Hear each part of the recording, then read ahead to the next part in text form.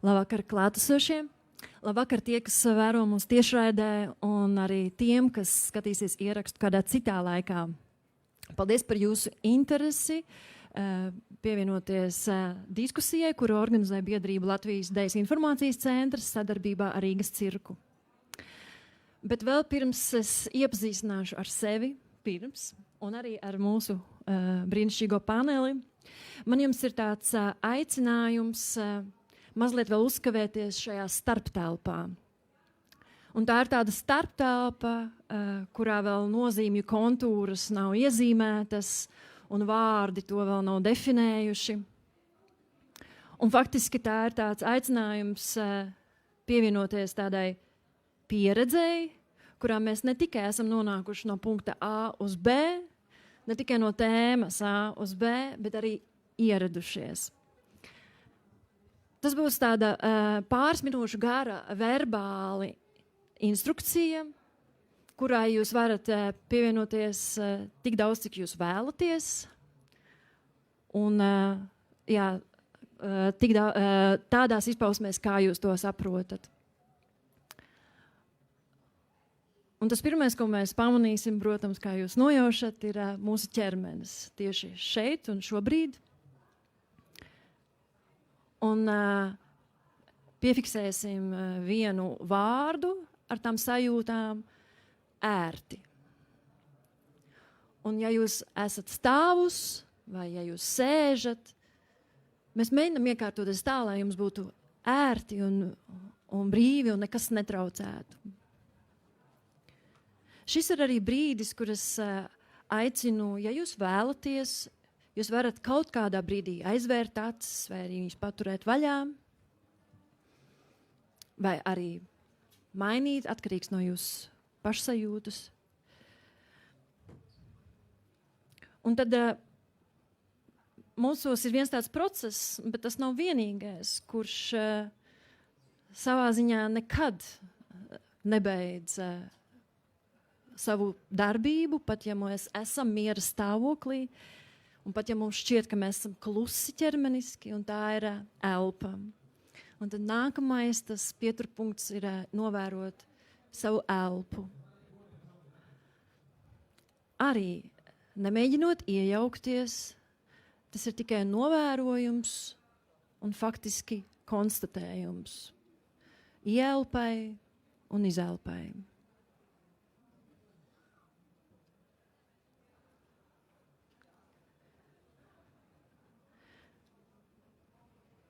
Tā elpa tur ir visu laiku, kamēr esam dzīvi un kustamies.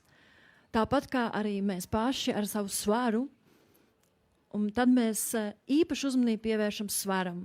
Un ja jūs atrodaties stāvus, tad jūtat, kā tas svars grims zemē, caur abām pēdām. Ja jūs esat sēdus, tad mēģinam izjust, kā caur iegurni arī dalīt ar pēdām.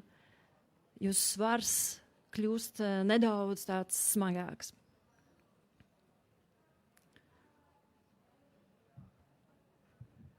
Mūsu ķermenī ir arī gala punkti, un tie ir vairāki. Un viens no tiem ir pēdas, un mēs saksim pēc jūsu pašu izvēles.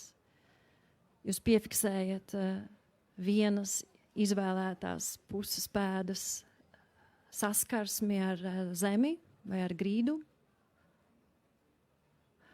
Un ļaujiet iztēloties, ka tā zeme kļūst mīkstāka un pēda nedaudz dziļāk iegrimst virsmā.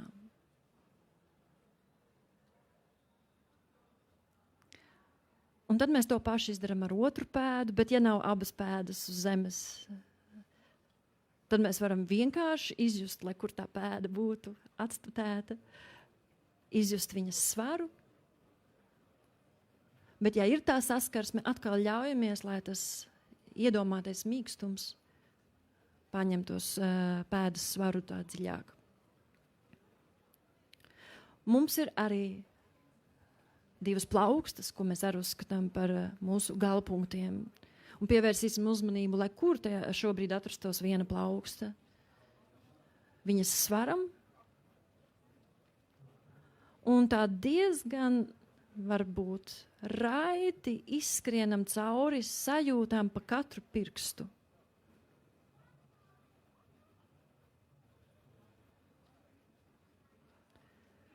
Un tad pievēršam uzmanību otrai plaukstai. Un tieši tāpat izskrienam cauri sajūtām par katru pirkstu.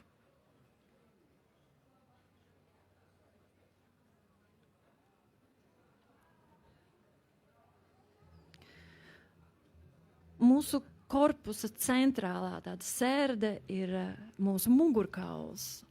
Un tā viens un otrs gals arī ir uzskatām par galpunktiem. Mēs sāksim ar astes kaulu, un tas arī saistīts sēdošā stāvoklī arī ar to pamatsvaru radošanu. Bet astes kaulu mēs varam arī izjust kā visu iegurni. Un vienkārši ļaujamies, ka mēs piefiksējam šos saskarsmes punktus. Ja mēs stāvam, mēs vienkārši ļaujam, lai šis astes kauls brīvi krīt, ļaujas gravitācijai virzienā uz leju starp abām kājām.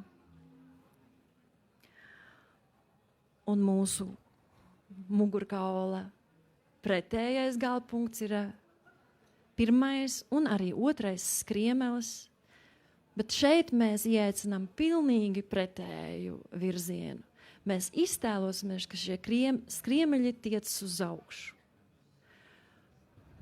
Un tā var būt pamanāma, bet varbūt arī nepamanāma kustība, kas iespējams jūsos ienāk. Mūsu galvaskauls, kā tāds telpisks objekts, centrāli uzliekas uz šiem skriemeļiem. Un šobrīd mēs viņu izjutīsim tukšu. Mēs izjutīsim to iekšējo telpu un ļausim, lai arī galva piedalās virzienā, tāpat kā bez skriemeļu uz augšu.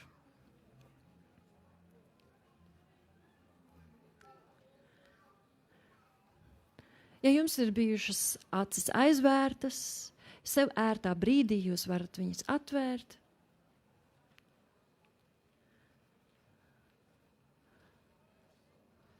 Un piesaistīt savu skatienu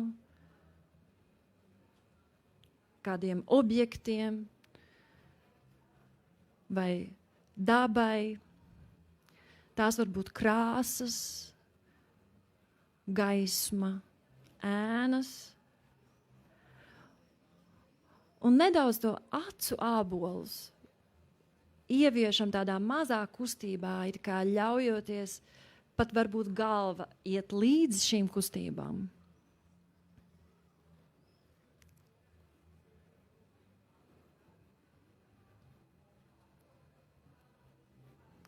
Un mēs ievērojam viens otru, tik cik tas arī ir jūsu skatienam. Un es vēlreiz teikšu labu vakar, jo mēs esam ieradušies. Es gribēju vēl pastāstīt īsu stāstu, vēsturisku notikumu, kas mums tālāk savienos ar tām dažādajām perspektīvām, kā mēs varam skatīties uz ķermeni un arī uzzināt par dažādiem vēstījumiem, ko viņš nes. Un tas stāsts nāk no 20. gadsimta vidus, kad ievērojams amerikāņu komponists Džons Keits devās Anehoiskajā kamerā Hārvarda universitātē. Un tā ir tāda skaņas izolācijas kamera, ko bija zinātnieki izbūvējuši, kura absorbēja gan sienas, gan grīdas, gan griestu skaņas, skaņu viļņus precīzāk. Un viņš tur devās tāpēc, ka viņš gribēja nomedīt klusumu.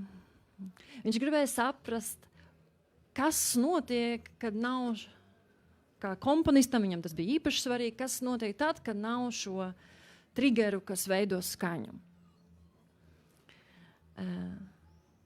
Taču pārsteidzoši bija tas, ka klusuma vietā viņš sadzirdēja divas skaņas. Vienu augstu un vienu zemu. Un vēlāk inženieris viņam paskaidroja, ka šīs divas skaņas, ko viņš dzirdēja, tā augšējā bija viņa nervu sistēmas darbība, un tā apakšējā bija zemā asinsrite. Keitšs sadarbojās ļoti bieži starpdisciplināri, tostarp ar deju un horeogrāfiju, un viens no tādiem viņa patstāvīgiem sadarbības partneriem bija arī amerikāņu ikonisks horeogrāfs Mers Cunninghams. Un jau tād, ko mēs dēvējam par moderno deju un vēlāk par postmoderno deju, ķermenis un ķermeņa tāda mākslinieckā izpausme piedzīvoja tādu revolucionāru pieeju. Un šie atklājumi par ķermeni beigās, tās Keidža atklājums beigās, ko mēs paši varam pašsacināt, ir ļoti ķermenisks. Un tad, kad mēs tā kā atbīdam un reducējam dažādus stimulantus, mēs beigās sadzirdam kaut kādus ļoti dažādus resursus, kas mūsos ir, savā ziņā vēstījums, kas mūsos ir. Un tas ir saistīts ar vienu arī darbības vārdu, ko mēs tikko izveicām kopā ar vērojumu, vai mēs to varam pamanīt vai nevaram pamanīt. Un šis panelis šovakar mums būs tie brīnišķīgie arī savā ziņā tādi mediātori, kas atklās, kā vēl var pamanīt vēstījums ķermenī, kā ar to var strādāt, vai kā to var uztvert. Un nevelti es minēju horeogrāfiju, jo jā, mans vārds ir Sintija Siliņa. Šis ir brīdis, kad mēs iepazīstamies, un es esmu horeogrāfe. Un Rīgas cirkā es vādu dejas mājas programmu, kas ir aktīva no 2026. gada. Savukārt Valmierā, Kurtuvē, kopš 2025. gada septembra darbojas arī zem dejas mājas nosaukuma paralēla programma, kas rāda dažādas formātus, laikmatīgus formātus, dejas darbus, un ne tikai dejas darbus, bet arī dejas pieredzes iesaistas. Vēl man klātesošs šodien pa kreisi ir Mārtiņš Ennīts. Viņš ir ārsts un rezidents Rīgas Stradiņu universitātes psihosomatiskās medicīnas un psihoterapijas klīnikā. Viņa profils arī narkologs, un viņš strādā arī ar atkarību jautājumiem. Tad mums klātesošs ir Igors Gubenko, filozofs, publicists un kurators. Kārlis Arnolds Avots, aktieris. Un Katrīna Dūka, radošā producente, māksliniece un pētniece, un arī mana kolēģe Rīgas cirkā, kur strādā ar starptautiskās sadarbības projektiem. Un sākšu secīgi. Mans pirmais jautājums būs Mārtiņam, un tad Mārtiņš jau tālāk to sarunu mēs varēsim viņu ievirzīt. Jā. Un kā jūs nojaušat, mēs sāksim no tādas savā ziņā medicīniska skatu punkta. Un mēs daudz dzirdam, Mārtiņ, par psihosomatiku, un vairāk dažāda veida terapijas uzsver ķermeņa integrētu nozīmi un arī prakses šajās terapijās. Bet pastāst mums no sākuma, kas ir šis tik bieži dzirdētais vārds psihosomatika un kā tas izpaužas tavā praksē un darbā? Laikam, jā, dienas uz Mārtiņš pats arī. Un es vēlos nokomentēt tad no medicīniskā skatu punkta, ko tu tikko darīji, Sintī, ir, es pieņemu, ka tā būtu parasimpātiskās nervu sistēmas aktivācija caur nervus vagus, jeb klejotāju nervu, kuru gan smadzenes ietekmē no augšas, un šis nervs iet visos iekšējos orgānos, tā skaitā plaušās un sirdī. Un tas, ko tu tikko darītu, pieprasīja no cilvēkiem elpot kontrolēti un pievērst uzmanību elpošanai, kas arī atpakaļ gaitā var iedarboties uz smadzenēm, kā arī liek cilvēkam būt kontaktā ar šī brīža sajūtām, ķermeniskajām, tad ar laiku arī emocijām, un dažreiz dažreiz ir cilvēki, kuriem nepatīk šie vingrinājumi, jo tas, kas nāk iekšā šeit un tagad, mēdz būt biedējoši. Jo tas ir, iespējams, varbūt kaut kādas emocijas, kas ir apspiestas. Kaut kāds iemesls, kādēļ nav bijis ļauts, cilvēks pats sev nav ļāvis būt kontaktā. Un tur būtu stāsts varbūt agrīnāks, ja tur gan tas būtu, varbūt, kad apkārtējā vidē paust emocijas nav bijis ļoti vēlams, ne jau aiz ļauna prāta, bet tāpēc, kad risināt attiecības un būt kontaktā ar emocijām ir grūti. Atrisināt ir ļoti gandarījumu sniedzoši un atvieglojoši, bet risināt ir grūti. Un varbūt tāda vide, kurā, ja vide ir trauksmaina, tad, teiksim, tā kā trauksme aizņem tur 70% no rama, vai no procesora vienalga, un paliek 30% ar ko operēt par to, kas te notiek šobrīd, kas notiek attiecībās, kas notiek ar otra seju un mīmiku.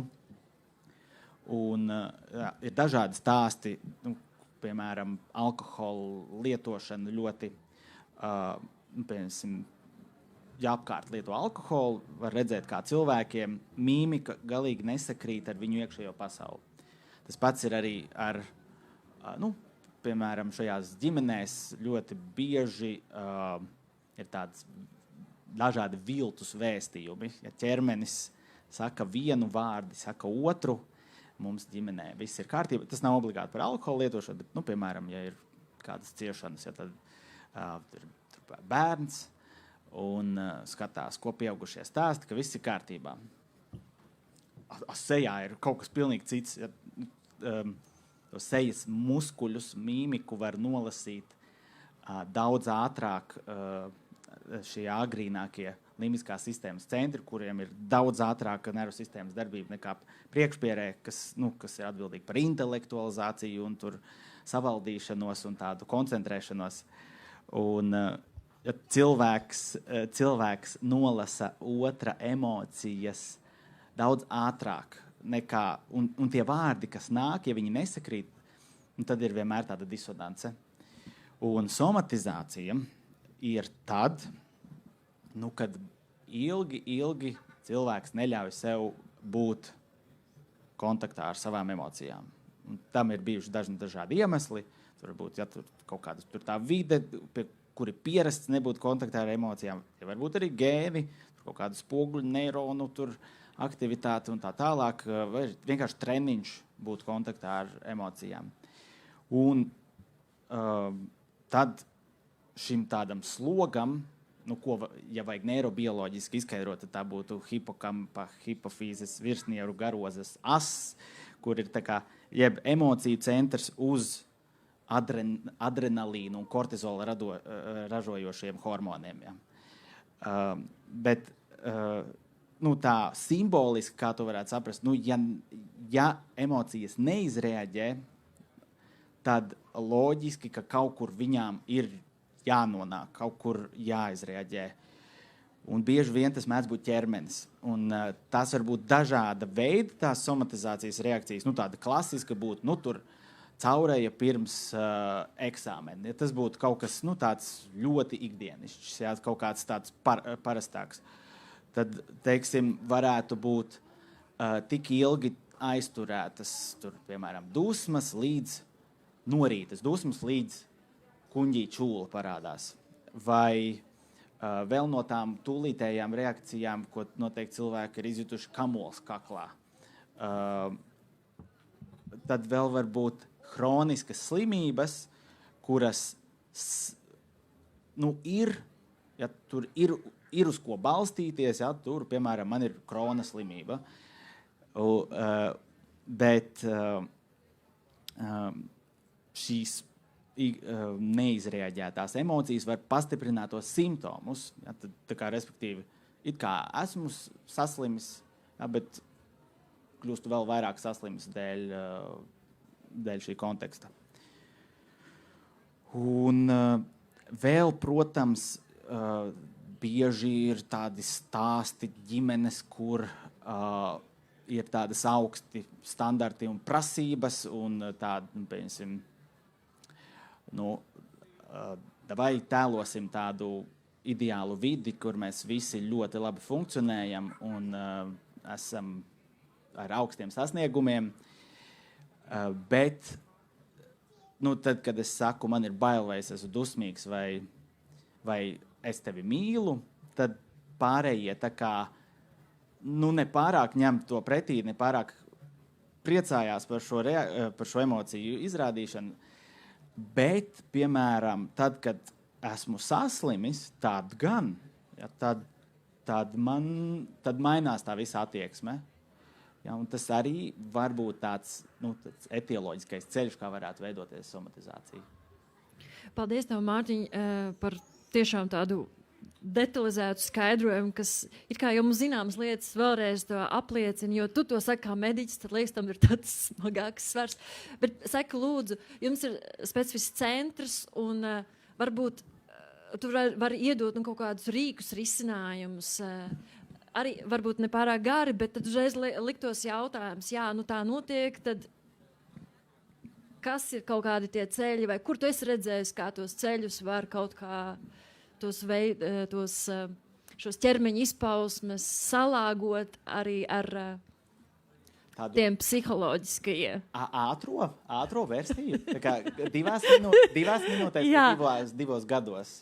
Vai kā? 2 minūtēs tu vari? Nē, jo ir tāds profesionāls pakalpojums kā individuāla psihoterapija vai grupas psihoterapija, kas ir tieši tam paredzēts. Ja, kas tieši uz to orientējas un ar labiem rezultātiem. Ja, bet no tādiem ātrajiem paņēmieniem, ja tas, ko tu rādīji, bieži vien tad, kad nedrīkst izreaģēt emocijas, tad noteikti ķermenī ir spriedzes, tas ir kā garantēts. Ja, vai nu visa pasaule uz pleciem, vai nu sažņaugusi visa pasaule. Ja, un izmantot vienalga kādus, vai sajust to savu ķermeni, vai nosaukt lietas, kas 5 lietas, ko es redzu, 5 lietas, ko es dzirdu, 5 lietas, ko es sajūtu un saužu. Tas var palīdzēt atrasties šeit un tagad, fokusēties tieši uz elpu, vai arī vienkārši noķert ķermenī, kas man ir sasprindzis. Caur to nē, bet caur to, kas ir brīvais. Jā, varbūt pēda, varbūt mazais pirkstiņš kreisajā pēdā. Tad var jā, paldies par šo komentāru, jo es arī kā, no dejas mākslas nākot komunikācijās vai kaut kādās arī kaut kādos kontekstos nereti mēs gribam kaut ko darīt ar to saspringto vietu. Mēs ķeramies klāt, it kā tā saspringtā vietā, jo paldies, ka to saki, jo patiesībā, ja mēs arī domājam tīri no kustības viedokļa, tas ir otrāds piegājiens. Ķer to brīvo, kurš palīdz arī to saspringto. Paldies tev, Liesa. Es tālāk gribētu uzdot, un arī patiesībā arī savā ziņā pārceļot uz citu diskursu, kā mēs varam to ķermeni tvert, un tā ir filozofija. Un, Igoram es gribētu uzdot jautājumu par to, kā filozofi dažādos laikmetos ir domājuši par ķermeni, jo arī to, kaut vai tā pavirši vērojot, var manīt, ka ir izmaiņas tajā uztverē, kā prāts ar ķermeni korelējā. 2 minūtēs? Nē, norunātajās. Labi. Jā, īstenībā, manuprāt, filozofiem visvairāk vajadzētu pateikties, laikam pēdiņās, par to, ka viņi mūs ir pieradinājuši. Jūs esam pieradinājuši vispār pie tā, lai jūs aizmirstu, ka jums vispār ir ķermenis. Ja? Attiecīgi, ja mēs skatāmies tādu magistrālo rietumu filozofijas tradīciju, tad uzskats ir ķermeņa dvēseles dualisms.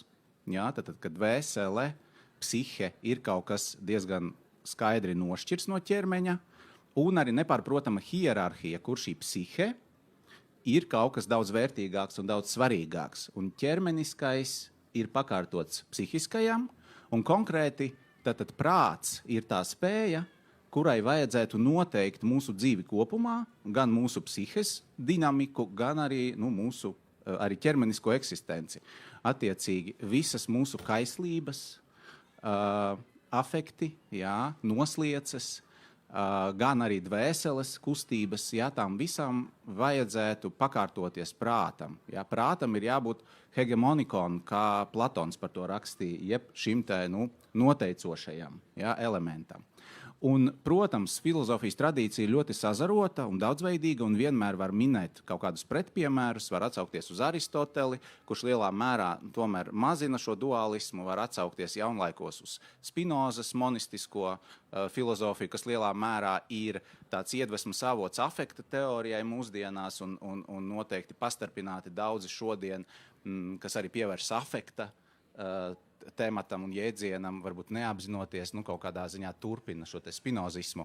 Bet tāds personāžs kā René Dekarts, laikam arī visiem zināms, ļoti slavens, ļoti nozīmīgs jaunlaiku filozofijas bezmaz vai aizsācējs, un viņa kogito princips arī nosaka, ka tā lieta manī, kas man ir vistuvākā un vissaprotamākā, visneapšaubāmākā, ir tieši mans prāts, mana psihe, un es esmu fundamentāli kā cilvēks domājošā lieta. Un savukārt ķermeni viņš uzlūkoja kā tādu mehānismu, mašīnu savā veidā, ar kuru, protams, tā psihe ir tādā sajūgta kopā, bet kaut kādā ziņā tomēr tie ir konceptuāli vismaz šķirti. Un vēl viens moments, kāpēc tas ķermenis, viņš parādās kā savu veidu traucēklis. Arī tam pašam Platonam ir Sokratam, viņa skolotājam, kura domas viņš atstāsta, reprezentē savos dialogos. Tā tad ir tā paradoxālā ideja, ka filozofija ir miršanas māksla un tā kā ievingrināšanās nāvē. Kāpēc? Tāpēc, ka ķermenis mums nemitīgi traucē. Mums, racionālām būtnēm, traucē domāt. Ar visām šīm iekārēm, vēlmēm un tā tālāk. Un kaut kādā ziņā nāve ir tas brīdis, kad beidzot dvēsele atbrīvojas no sava kapa, no sava cietuma, no ķermeņa tātad, un, protams, viņi ticēja dvēseles nemirstībai attiecīgi, tad tas ir īstais brīdis, kad tu vari sākt filozofēt. Un jāsaka, ka lietas lielās līnijās, abstrahējoties no šiem te kaut kādiem izņēmumiem un atrunām, ko es jau veicu, lielā mērā līdz 20. gadsimtam palika aptuveni tādā pašā līmenī. Un 20. gadsimts no dažādām pusēm ienesa filozofijas telpā šo interesi par ķermeni un arī, es domāju, līdz ar arī zinātņu, eksakto zinātņu, dabas zinātņu, dzīvības zinātņu attīstību, kaut kādu apziņu, ka nevaram mēs runāt par to dvēseles ķermeņa tādu nošķirtību.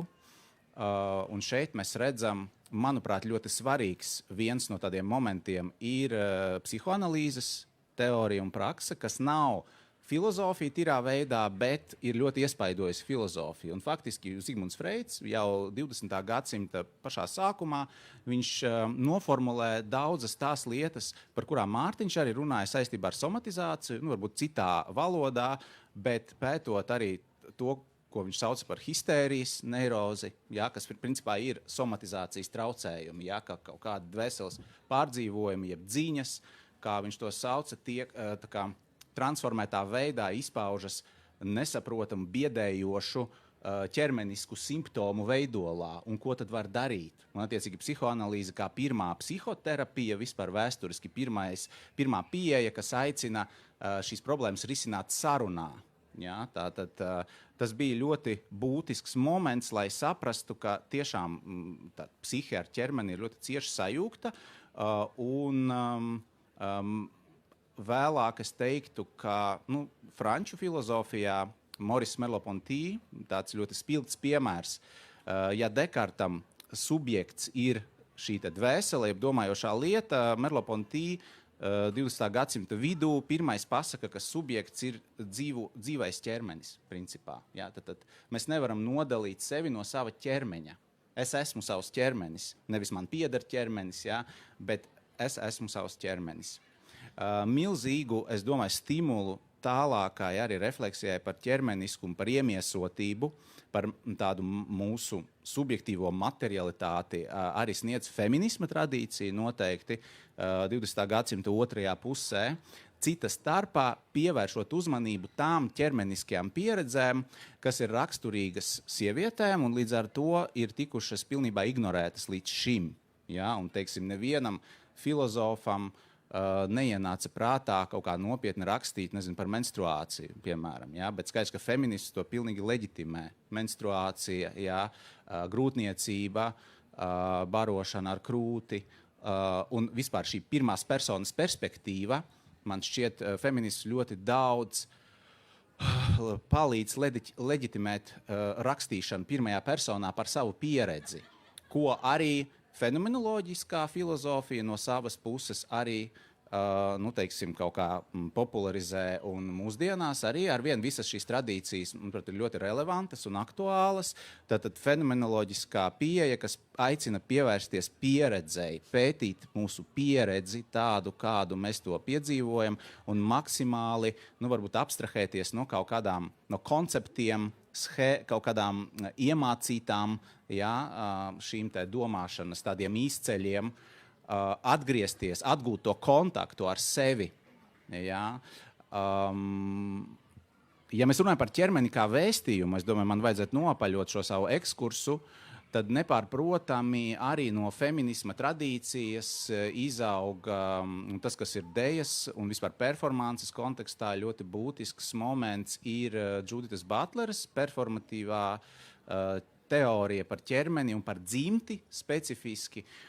Bet tur jāsaka, ka Butlere 90. gados, agrīnajā periodā, piedāvā tādu diezgan radikālu konstrukcionismu.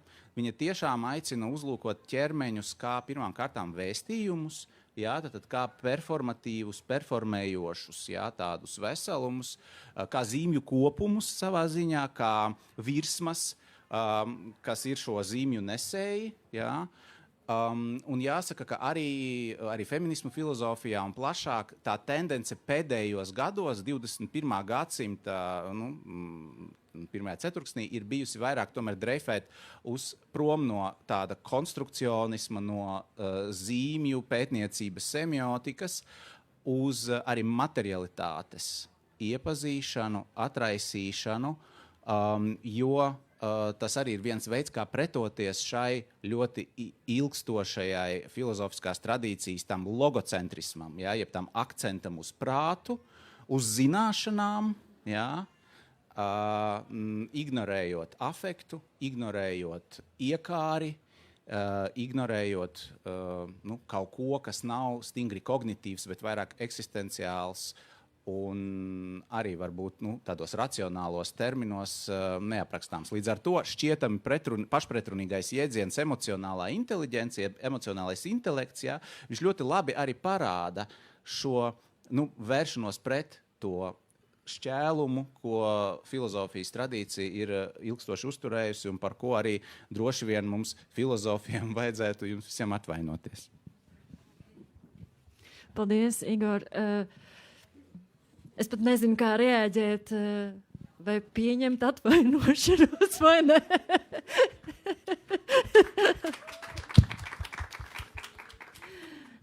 Un tu pieminēji tādu darbības vārdu, kur mēs tagad tajā diskusijas otrā daļā vairāk pievērsīsimies, ir tā performativitāte. Un Kārlis ir, aktieris un performativitāte ir viņa darbs. Un, bet es gribu uzdot, tu varbūt vari to iziet no tā jautājuma, kā tu vēlies, bet kas man liekas ļoti interesantajā aktieru profesijā, jo redz horeogrāfijā un tajā nedaudz citādāk mēs izējam no kaut kādiem tādiem kustību paterniem, dažreiz pat arī konceptuāliem tā tālāk, bet tev ir jāiemiesojas dažādos tēlos. Dažreiz pat ir dokumentāli tēli, nav noslēpums, ja, Uļa. Un tie nav tikai tādi tekstuāli iemiesošanās, ja, kur tu iemācies tekstu vai psiholoģiski, tātad mēs domājam par motīvu, bet arī ķermeniski iemiesošanās. Un es saprotu, ka pēc Igoru varbūt tā grūti runāt, bet tiešām tikai personisku pieredzi, un tu vari atsaukties arī uz to nesenāko pieredzi.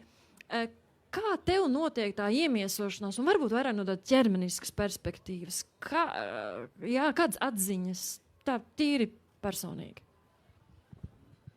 Nu, būtībā jau pretēji, kā Igors teica, ka aktieriem būtībā ir ķermenis viņa galvenais instruments, un mēs ar to ļoti daudz strādājam, un ķermenis patiesībā ir visinteresantākais, kas mums ir, jo tēlotāja mākslā, es domāju, aktieru meistarībā, gan kino, gan teātrī, tā ir māksla par to, ko varonis nepasaka, vai gluži vienkārši viņš saka to, ko viņš nedomā, un bieži vien ķermenis ir tieši tas, kurš stāsta patiesību. Un tas pirmavots vienmēr man meklējumos ir ķermenis. Un vienai lomai ir jānomet kilogrami. Teiksim, kad mēs taisījām janvāri, man bija ļoti būtiski zaudēt daudz svaru un zaudēt šo savu sportisko aizmuguri, ja backgroundu, lai kļūtu mazliet vienkāršāks, tīrāks un izžuvušāks, lai varētu to varoni daudz godīgāk atspoguļot.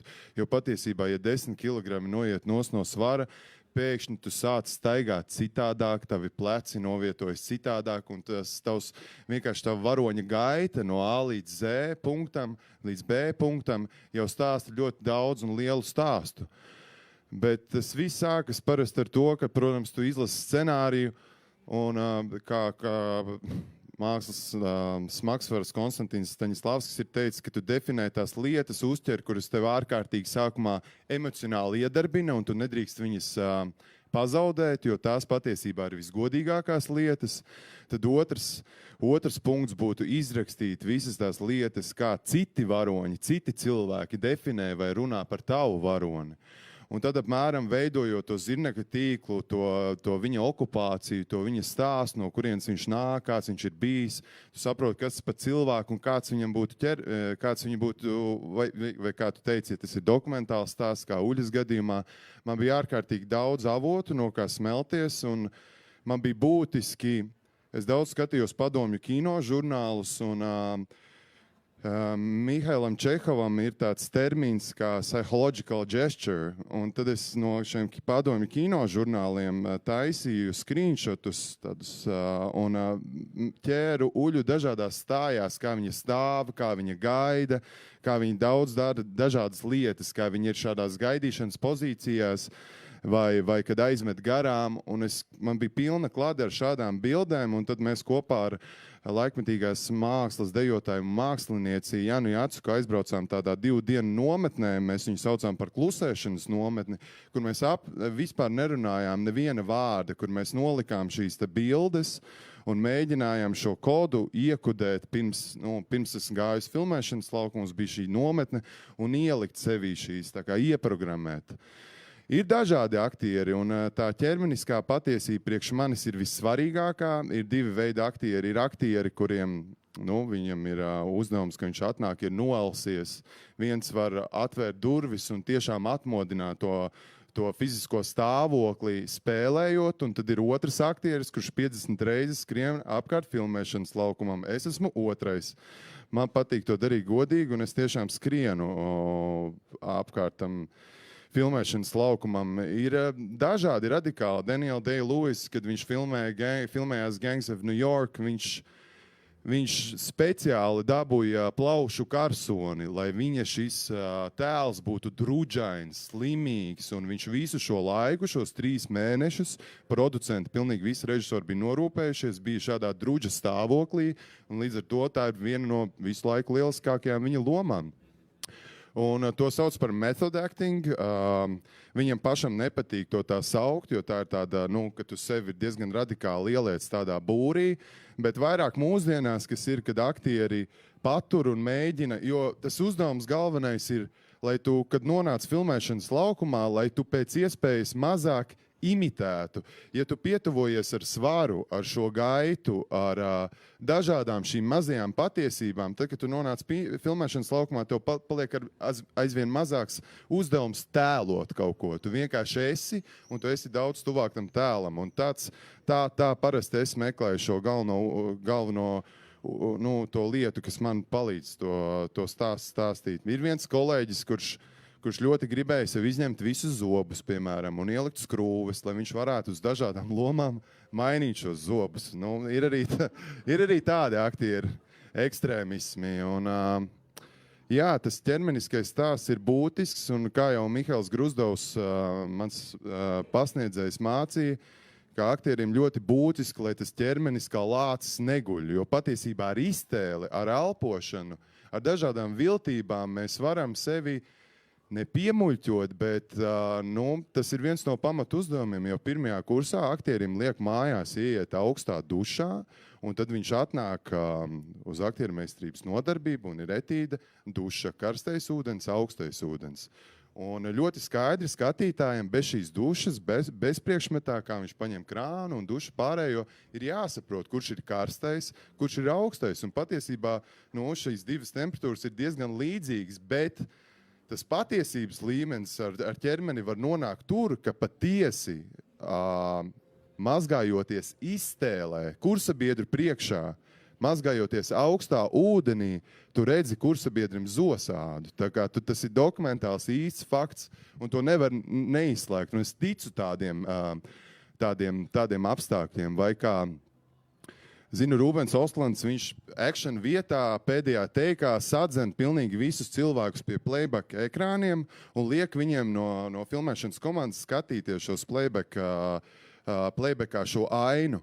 Un varbūt kāds redzējis, droši vien daudzi redzējuši filmu Triangle of Sadness, un tur ir tā viena aina, kur viņi strīdās par rēķinu, kurš maksās rēķinu, un varonis, vīrietis ir ielikts stūrī, un tad viņiem ir šis konflikts, kā es maksāju tad rēķinu, tu maksāji tad rēķinu, kurš maksās, un viņš ir fiziski ielikts stūrī.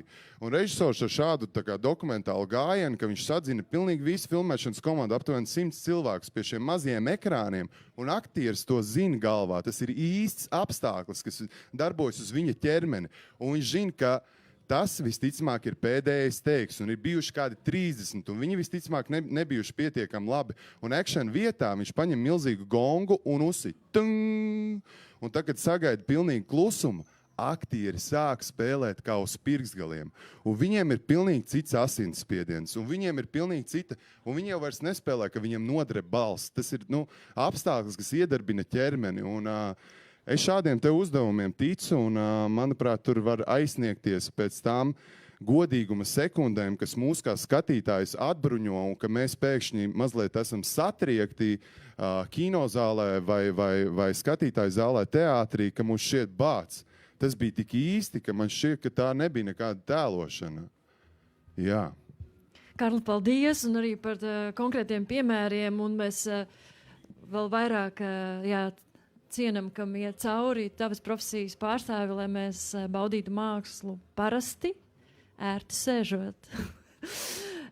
Bet tālāk došos pie noslēdzošā panelista, pie Katrīnas, mans kolēģis. Un Katrīna varēs reflektēt arī par Kārļa teikto, jo, redziet, skatuves mākslās mēs ne tikai redzam šīs reprezentācijas, arī godīgās reprezentācijas ķermeņu, bet arī nereti mēs arī piedzīvojam un transformējam priekšstatus par ķermeni. Un es gribēju tev jau aicāt, no tavas plašās pieredzes, tu esi gan producente, gan pati mākslinieca, gan arī pēti skatuves mākslas. Ko tu mums pastāstīt par to reprezentāciju un transformāciju? Es centīšos arī no pārējo panelistu teiktā arī mazliet atspērties, bet tas mans lauciņš vairāk būs laikmatīgā skatuves māksla, un tas arī tāds varbūt mani interesē uzzināt, cik daudzi šeit klātesošie vismaz vienreiz dzīvē ir redzējuši laikmatīgās skatuves mākslas darbu, vai tā ir deja, vai performance, vai cirks, un gandrīz visi paceļ rokas tie, kas skatās tiešraidē, kas ir ļoti priecējoši. Jā, ķermenis tādā laikmatīgajā skatuves mākslā īstenībā tā ir vieta, kur ir iespējams ieraudzīt visdažādākos ķermeņus. Viens, protams, ir tāds super trenētais, profesionālais, disciplinētais, tā kā Kārlis, piemēram, ķermenis, bet laikmatīgajā skatuves mākslā arī ienāk cita veida ķermeņi. Piemēram, ikdienas eksperta ķermenis, neprofesionāls ķermenis, nenormatīvs ķermenis, kas varbūt neatbilst kaut kādiem standartiem, vai ķermenis, ko mēs varbūt neredzēsim uz valsts teātra skatuves. Ienāk ķermeņi arī ar dažādām spējām, piemēram, cilvēki ar funkcionāliem traucējumiem. Un tas arī paceļ jautājumu par to, kuriem ķermeņiem ir vietas skatuves, kuri ķermeņi tiek redzēti un ko šie te ķermeņi komunicē. Jo man, godīgi sakot, vairāk gribētos lietot nevis reprezentācijas terminu, bet prezentācijas jēdzienu, jo šie ķermeņi ļoti bieži nav nekas cits, viņi neiemieso nevienu citu, kā tikai sevi. Un tas tieši arī ir vairāk pamanāms tādās eksperimentālākās, laikmatīgās mākslas formās. Un šajā brīdī, kad mēs kā tāds laikmatīgās skatuves mākslas skatītājs sastopamies ar šiem te ķermeņiem, notiek arī, kā jau tu minēji, šie te transformācijas procesi. Un, man liekas, būtiski arī tas, ka arī tas veids, kā mēs skatāmies un piedzīvojam laikmetīgo skatuves mākslu, ka šī te klasiskā robeža un distance arī ļoti daudzos darbos, protams, ne visos, arī tiek apzināti grauta, tiek saīsināta šī distance, un ļoti bieži arī skatītājs pats atopas laikmetīgās skatuves mākslas darbā kā līdzradītājs, līdzveidotājs, dalībnieks. Un šie transformācijas procesi no vienas puses arī varbūt tādā sociālākā, sociāli-politiskākā virzienā skatoties, jā, tas ir tas jautājums par to, kuri ķermeņi tad tiek redzēti uz skatuves, kuriem ir tiesības. Man liekas arī ļoti būtiski, ja, ka mēs redzam paši sev, vai mēs redzam kādu, kas ir tāds pats kā mēs. Un otrs tas būtiskais punkts ir tas, ka šajā te procesā, kad šie dažādie ķermeņi satiekas, mēs arī varam runāt par ķermeņu tādu, tas vairāk būs no tādas šīs mākslinieckās pētniecības perspektīvas, jā, ka šis ķermenis, šīs zināšanas arī sāk komunicēt. Tas arī vairāk tāds epistemoloģijas jautājums par to, ko šie ķermeņi mums pasaka ne tikai par mums pašiem, ne tikai par šo te pašu mākslas notikumu, bet vairāk, ko tas komunicē par pasauli, tādā plašākā skatījumā.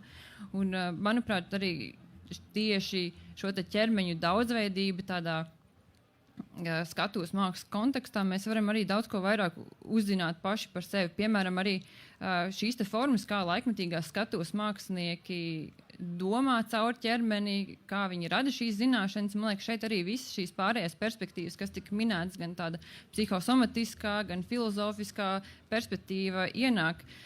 Jo, piemēram, es centīšos arī kādus konkrētākus piemērus minēt, piemēram, laikmatīgās dejas horeogrāfa Rūta Pūci, viņa jau ilgstoši arī strādā ar tādu ideju kā ķermenis, kā arhīvs. Un šeit arī apvienojas visas šīs perspektīvas, ka, piemēram, šajā te dejotāja ķermenī visas pieredzes, piemēram, jau bērndārza laikā sākot ar dejas pulciņiem, gan 4 gadi kultūras akadēmijā, ļoti tādā noteiktā disciplinētā programmā, ka visas šīs lietas, ko šis ķermenis ir darījis, visi šie te rīki, ko ķermenis ir apguvis, ka tas viss kaut kur ir nosēdies. Un arī dejotājs ir arī cilvēks, un arī visas šīs te personīgās pieredzes, emocijas, afekti, kas ir uzņemti, tie visi kaut kur ķermenī ir. Un tad šīs te dejotāja uzdevums, ne tikai dejotāji, bet, teiksim, arī Rūdas gadījumā, ka visa šī informācija kaut kur glabājas, ka mēs esam tāds gaļas arhīvs un mums ir tādi dažādi afektu un pieredžu dokumenti, kas kaut kur ir, un mēs viņus varam izcelt, transformēt un atkal komunicēt. Un mēs to atkal komunicējam ķermeniskā veidā. Un mēs arī mūsu visu, arī skatītāji ķermeņi ir gudri, un mēs arī tieši tādā neverbālā veidā to visu uztveram. Vēl man liekas, kas ir interesanti, ka ienāk arī citu būtņu ķermeņi, piemēram, objekti, daba, akmeņi un tā tālāk. Piemēram, arī nesen teātra veidotāja Mārai Gaņģei bija performance, kur viņi pētīja tieši papīru un cilvēku ķermeņu un papīra ķermeņa sadarbību kopā, kad papīrs vairs nav tikai objekts, ar kuru manipulē, un ka izpildītāja ķermenis nav kaut kas kaut ko kontrolē, bet tiešām meklēt tādu, protams, tas ir neiespējamais uzdevums, bet tas mērķis ir atrast veidu, kā šie divi ķermeņi var būt līdzvērtīgi, kā viņi var atrast veidu, kā komunicēt, un tad tas tajā notikumā ir tā informācija, kas nāk ārā. Un, man liekas, arī tādā 21. gadsimta laikmetīgās sabiedrības kontekstā ir arī diezgan svarīgi runāt par tādu tehnoloģiju, ka tas arī ir kā tas ķermenis, piemēram, Ievai Gaurilčkaitai Sans, viņi pēdējos 3 gadus pēta tehnoloģijas un tehnoloģiju sadarbību ar ķermeni, kur šī tehnoloģija jau kļūst par tādu kā pagarinājumu viņas pašas ķermenim, ka viņa ne tikai viņa pati, bet, teiksim, arī šis chatbots, ko viņa jau vairākus gadus arī strādā, ka šis chatbots arī ir kaut kāds viņas ne tikai partneris uz skatuves, bet arī jau kaut kāds iemiesojums kaut citā objektā, citā formā. Un, jā, šis laikam arī ne 2, ne 10 minūšu jautājums, tas arī varētu būt kādu 2 dienu diskusijas jautājums. Bet jā, ķermenim, manuprāt, laikmetīgā skatuves māksla ir tā vieta, kur tiešām gan viss šīs prezentācijas, gan transformācijas ir tik daudz iespēju un tik daudz jaunu mēs varam uzzināt par pasauli.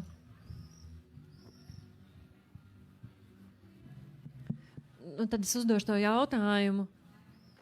Kas notiek ar skatītāju, jā, kurš pieredz, vai kāpēc viņam vajadzētu pieredzēt, un nevis tā kā, ka tas ir tā kā tāds nosacījums, ka to obligāti vajag, bet tā kā, kas notiek, jā, to, ko tu esi pētījusi ar skatītāju tajā brīdī, ka viņš pieredz visu šīs dažādos diskursus, ko tas skatuves darbos, un kāpēc viņam vajadzētu?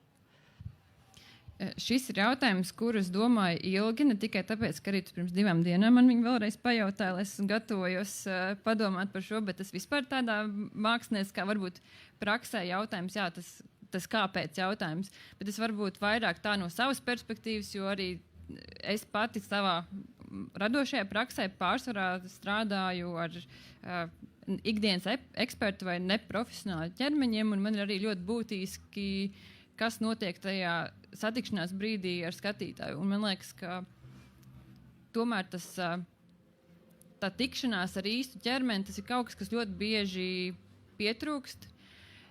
Un laikmetīgajā skatuves mākslā, es jau pirms tam jau minēju vairākus žanrus un disciplīnas, kas to ietver. Katram ir kaut kāda sava unikālā valoda, piemēram, arī tas pats laikmetīgais cirks.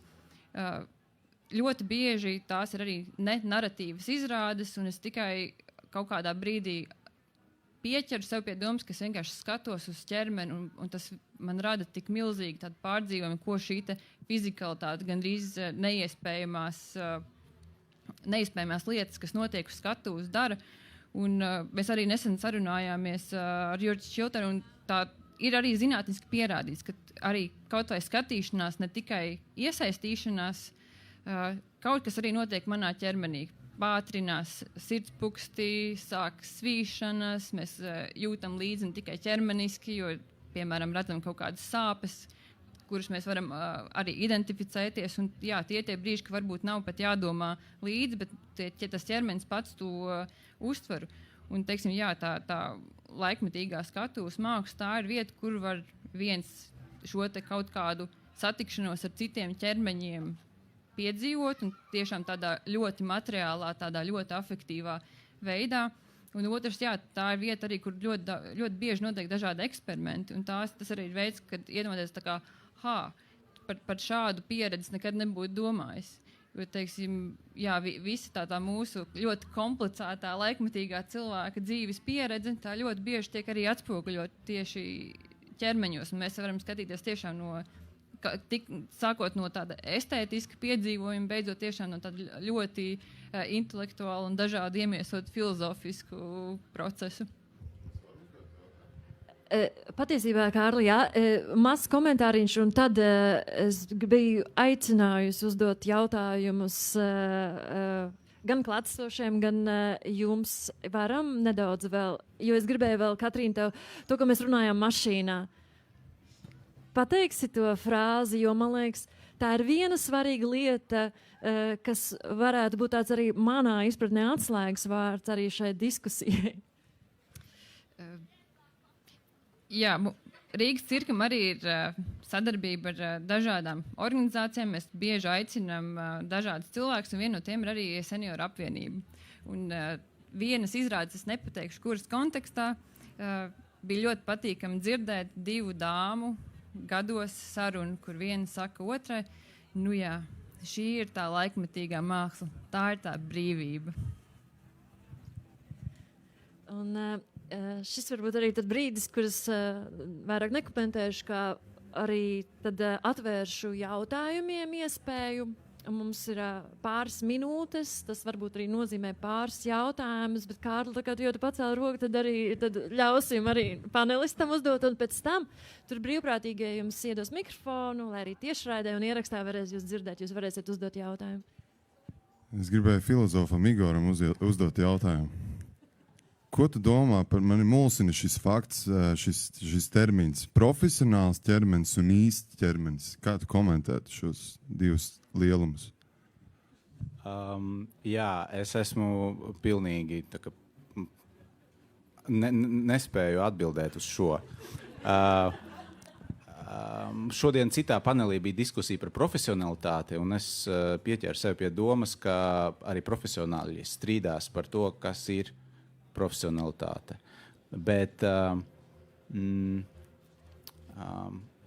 es nezinu, es domāju, ka tas, kas man jūsu sarunas kontekstā likās tāds zīmīgs, ir tieši Katrīnas akcents uz nereprezentāciju, uz to, ka tātad prezentācija, nevis reprezentācija. Ja? Un tas laikmatīgajā mākslā tas ļoti labi sasaucas ar to ideju, ka mākslas misija vairs nav attēlot kaut ko. Un savukārt, Kārli, tu runāji tieši par to iedzīvošanos tēlā, lai maksimāli precīzi to spētu it kā reprezentēt un nodot to vēstījumu. Un man šķiet, ka tur ir kaut kāda varbūt tā atšķirības starp, nezinu, tieši laikmetīgo skatuves mākslu, kurā arī daudz mazākā mērā ir pakārtota valodai, neļausiet samelot. Ja? Un tā ir pazīme tam, ka šis te prāts un tas racionālais diskurss varbūt nav neierobežo to, kas ar ķermeni notiek tik lielā mērā, kā piemēram ar vienu vairumā tomēr spēļu filmu. Ar dažām atrunām mums ir, kā mēs zinām, Latvijā animācijas vismaz ļoti slavenas, kas vispār ir bez neviena vārda, bet principā tas ķermenis ir runājošais ķermenis. Ja? Un iespējams tā profesionalitāte, viņa kaut kā man vairāk saistās ar šo spēju reprezentēt kaut kādu lomu, spēju tēlot. Ja? Un kādreiz mēs zinām arī, ka daudzi režisori izmanto neprofesionālus aktierus, to starp Latvijā, vai ne? Droši vien jājautā viņiem drīzāk par to atšķirību. Paldies. Tad, vai ir jautājumi no klātesošiem? Mums ir laiks pāris jautājumiem, bet lai gan mums Lelda teica, ka mums pēdējā diskusija mēs nedaudz varam arī garāk. Lūdzu? Jā, man ir jautājums, tāds varētu būt pretējs ķermenis kā vēstījums, bet ko viņš tik daudz parāda, bet ko viņš nespēja vēstīt, kas ir tas, ko nevar nolasīt, un arī par projicēšanu, kas ir tas, ko varbūt lielākais challenge, ko nevar noprojektēt ar ķermeni, kas ir pats grūtākais vai neiespējamais, vai vispār kaut kas tāds ir. Tas varbūt aktieri vairāk jautājums. Kas tas, ko nevar nolasīt, vai vispār iespējams? Mani pārsvarā interesē neiespējamas lietas, jo es spēlēju sievietes spēļu filmā, tas nav noslēpums, un skaidrs, ka to nevar īsti izdarīt, bet tam var pietuvoties, un tu var to mēģināt sasniegt, un manuprāt, tas vienā brīdī vairs nepaliek būtiski, tas ir sekundāri. Un ja to ar atvērtu sirdi skaties un šo kodu uzlaudi, jo patiesībā mūsu identitāti neveido tikai un vienīgi dzimums, un līdz ar to tas strādā visos virzienos. Tas ir kaut kāds kods, kaut kāda enerģija, kaut kāda strukturizēta enerģija, kurai mēs varam pietuvoties. Un kāpēc jautāju to jautājumu par profesionālu ķermeni? un īstu ķermeni. Man tur liekas kaut kāda baigā tāds kategorisms, ļoti jocīgs, kur zūd šis mākslas brīnums, pārmiesošanās brīnums, radīšanas brīnums, kur pēkšņi ir vairāk, ka ir jāprezentē katru, kaut kādā ziņā tas droši vien nebija tā domāts, bet man tas mazliet biedē, un es vienmēr gribu aizstāvēt šo brīnumu, šo pārmiesošanās brīnumu, lai arī tas nav iespējams, un man tas ir baigi būtiski, un atnāciet lūdzu 15. 16. septembrī paskatīties kinoteātri, cik man labi vai slikti sanāca. Jā, kontekstam tātad Viestura Kariša filma Uļa, kur Kārlis Arnolds Avots atveido Uļu Semjonovu, mūsu leģendāro basketbola spēlētāju. Piedzīvoju jau pirmizrādi Kannās, bet Latvijas pirmizrādi mēs vēl gaidām, tāpēc mēs mazliet tā taustamies. Un savā ziņā šis ir kā tāds intro tam, ko mēs vēl redzēsim. Jā. Es arī varētu atbildēt nedaudz no savas perspektīvas kā choreogrāfa un dejotāja. Redziet, es biju iecerējusi saistībā ar to John Cage eksperimentu un rakstītu rakstu. Man nesanāca, nebija laiks. Bet es izdomāju, labi, tāda tiešām naiva pašiniciatīva. Tagad es arī mēģināšu nogulties un nekustēšos. Un, protams, jums jau ir skaidrs, ka tā bija tik naiva ideja un pilnīgi lemta neveiksmē, jo tas, ko es varu pateikt, ko ķermenis galīgi nevēsta, ir un arī atkarīgs no jēdziena izpratnes, bet nekustība. Jo tā kustība un tāpat kā Džons Keidžs sadzirdēja šīs skaņas, kuras patiesībā ir no kustības, tas ir arī ķermenī, ka ķermenis, vismaz no manas profesionālas perspektīvas, ir teju neiespējams sasniegt nekustības līmeni, jo tāda faktiski nav, kamēr tu esi dzīvs. Mārtiņ, tev ir kāds komentārs? Par šo jautājumu? Jā.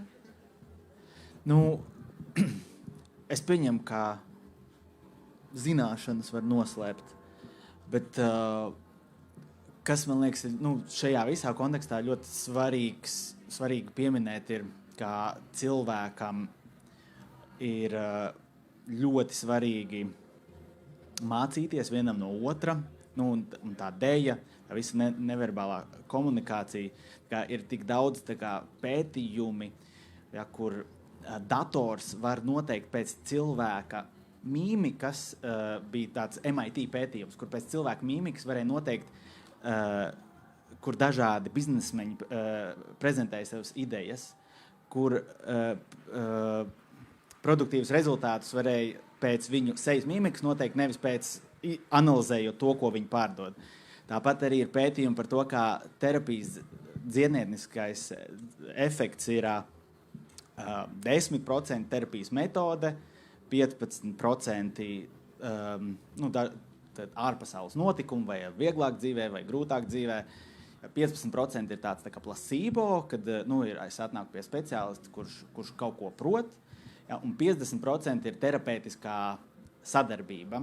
Un tas pats ir arī pētījumi par to, ka vispār terapijā 10% no dziednieciskā efekta ir runātais teksts, un 90% ir klātbūtne, neverbālā komunikācija. Un kas vēl, man liekas, nozīmīgs pētījums ir Oksfordas pētījums vai Nīderlandes skolēniem Covidā, ka tad, kad sākās Zoom apmācības, traģiski, šausmīgi, traģiski kritās akadēmiskie sasniegumi, pielīdzināmi praktiski neiešanai uz skolu. Es no tā secinu, ka tā skolotāja un to skolēnu ķermeniskā miedarbība ir ārkārtīgi nozīmīga, vienkārši, lai kaut ko iemācītos. Un, ir vajadzīga emocija un tā kā bauda un tiekšanās pēc sasniegumiem, lai kaut ko atcerētos šajā kontekstā. Lielas paldies. Katrīna, es redzu mikrofonu, jā. Pavisam lakoniski. Ķermenis nekad nebūs balta lapa.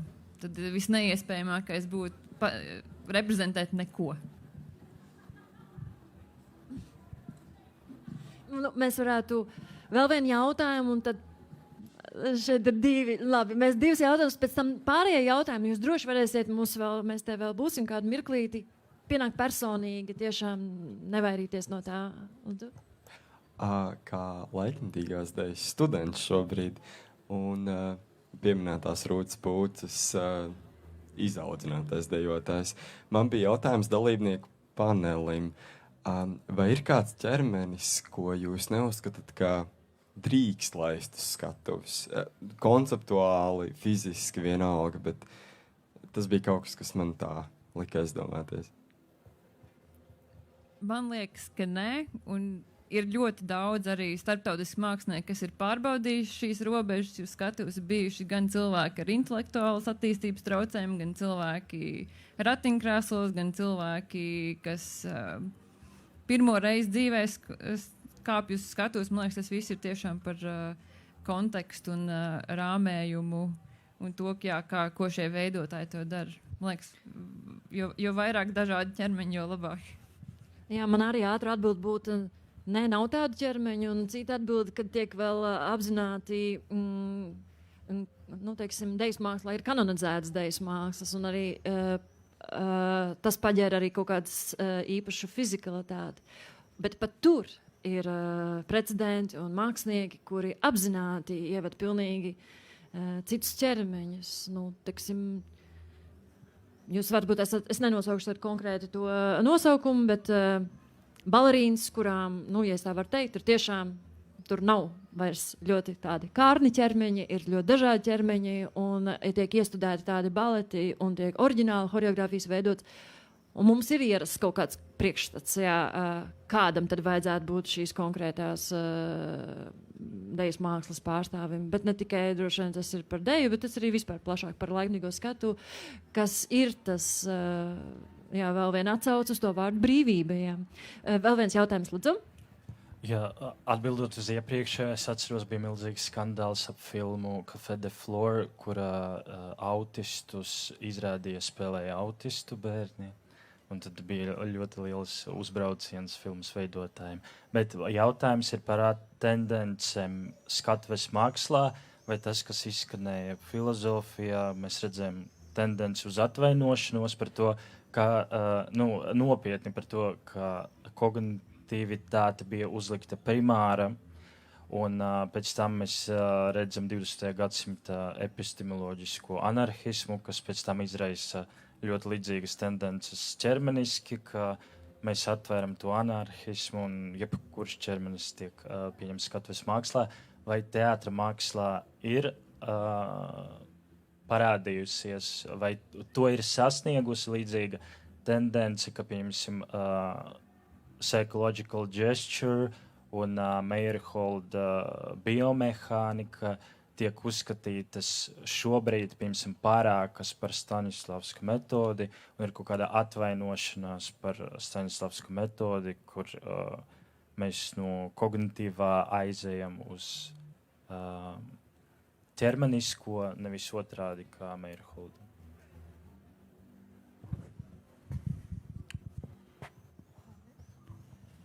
Man liekas, ka mākslā vajag visu un var visu, kamēr neviens nav apdraudēts, un visādas neprātības katrs režisors grib izdarīt. Un tas atkarīgs no teātra direktora, kādu repertuāru viņš vienā, un tas nekad nav bijis jautājums par sistēmu, vai tas ir method acting, vai Meyerholds, vai Brechts, vai Staņislavskis. Tas nav būtiski. Galvenais ir tas, ka mums ir pieredze gan kā māksliniekiem, gan kā skatītājiem, ka viņi atnāk un ar viņiem kaut kas notiek, un viņi kaut ko gatavi pārvērtēt, vai viņiem ir bijis pietiekami interesanti, lai vienkārši aiziet un pavadītu to laiku. Tāpēc es nezinu, vai par tādiem ierobežojumiem vai kaut kādu konkrētu atvainošanos, jebkad ir bijusi runa. Es nezinu. Katrīna, varbūt tev ir kāds komentārs, kādas ir tās tendences pasaulē, Latvijā, tas īpatsvars, kā lietotos metodas? Man būs grūtāk pakomentēt no tā, kas varbūt notiek teātrī un varbūt tādā teātra izglītībā, bet, piemēram, no tādas varbūt mākslinieckās pētniecības perspektīvas, ka te, man liekas, ir vēl lielāka problēma, jo šeit ir ne tikai runa par dažādu pieeju metožu integrēšanu no citām varbūt skatuves mākslas jomām, bet mēs jau runājam par to, ka, piemēram, paņemam kādu ideju no filozofijas vai kādu metodi, ko varbūt psihosomatikas terapeits izmantot, un te atkal vēl vairāk jautājumu, un arī par to cik varbūt vienmēr ir ētiski šādas lietas izmantot. Un tā kā šī mākslinieckās pētniecības joma vēl attīstās, tad arī šī brīvība, kas varbūt ir tāds arī vēl viens haoss, izveidojies, ka katram ir tiesības izstrādāt savas metoloģijas un darīt pēc savu un tiešām aizņemties kaut vai no tām pašām citām zinātnēm, no dabas zinātnēm, dažādas pieejas un metodas, un tad mēs esam tādā eksperimentālā brīdī, un tad mēs pēc tam sapratīsim, vai vajadzēja, vai varbūt kaut ko arī apstrīdēsim, tad varbūt šobrīd tas tāds pārmaiņu posms. Ja es drīkstu īsi atgriezties pie Kārļa jautājuma, tad varbūt tiešām tas profesionālis tiek domāts kā tas, kurš ir apguvis metodi vai sistēmu vai kādu kārtulu kopumu un līdz ar to strādā tās ietvaros, un savukārt tas neprofesionālis ir īstāks tādā ziņā, ka nav ierobežots ar šo skolu. Es gan teiktu, ka tas arī viens otru neizslēdz. Vismaz choreogrāfijām tā varētu arī tā ir, jā. Tu esi apgūs konkrētu tehniku, bet tu arī viņu nemitīgi lauzi un pārradi, jo choreogrāfijā katru reizi mēs veidojam jaunu kustību valodu, kas savā ziņā integrē abus, tāpēc manas izpratnes, Jā, un tas ir jautājums arī par izcilību, jo tas profesionālis, kurš tikai strādā kaut kādu iepriekš dotu kārtulu ietvaros, viņš vienkārši, manuprāt, ir tālu no izcilības, bet man negribētos profesionāli līdz ar to kā tādu uzskatīt par neīstu. Vai ne? Tā kā es nepiekrītu īsti tām nošķīrumam, ja tāds ir, es to nenotvēru, bet ja ir izskanējis tas, ka ir profesionāļi un ir īstie ķermeņi, tad, manuprāt, tas arī ir tāds tendencios. Un noslēdzot, mēs nepieskarāmies un neaizgājām varbūt tādu ļoti, jums jau 12 minūtes pār laikam runājam, uz tādu vēl vienu, un tā kā tad būs nākamgad, mēs runāsim par to, par to, ko pieskarās Mārtiņš, un arī par to, ko vispār, kas ir svarīgi arī tai skatuves mākslā, par to, ko tas ķermenis un kā viņš vēsta tad, kad jau mēs esam tā kā sabiedriskos procesos, un tas ir arī savā ziņā vēstījums, ko, man liekas, es vismaz sadzirdēju, ka ķermenis nevar bez cita ķermeņa, un gan medicīniski nevar, gan filozofiski arī nevar, jo tas, par ko reflektējam, un arī mākslā bez tā nevar, un mākslā mēs pieredzam tos plašumus. Bet es vēl gribētu, sakot vienlaikus visiem paldies, arī milzīgi paldies panelim.